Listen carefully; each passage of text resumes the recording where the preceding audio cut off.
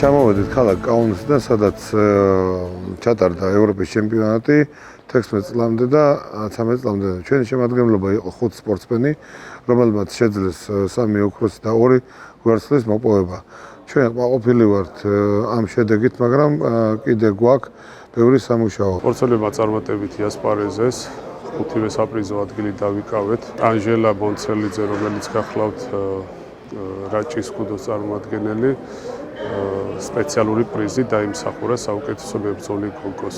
დიდი მადლობა მინდა გადაუხადო ბატონ დავით ხახუთაშვილს, ქუდოს ფედერაციის დამფუძნებელს და პრეზიდენტს, ვინც უზრუნველყო სპორტსმენების მივლინება ჩემპიონატზე.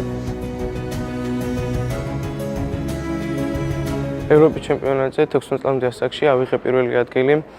რთული მეტოქეები ყავდა, მაგრამ ჩემი შრომით შევძელი გამარჯვება და ძალიან დიდ მადლობას ვუხდი კუდოს ფედერაციას, ირაკლი პაპავას შემოსწავლებას და ასევე დავით ყოლბაიას. ევროპის ჩემპიონატზე 16 წლამდელებში ავიღე ოქროს медаლი და დავიკავო პირველი ადგილი.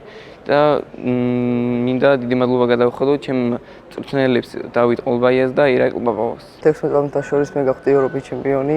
ეს იყო ჩემთვის უკვე მეორე ოქრო ევროპის ჩემპიონატზე და მადლობა ღმერთს მოგებს. ევროპის ჩემპიონატზე დავიკავე მეორე ადგილი.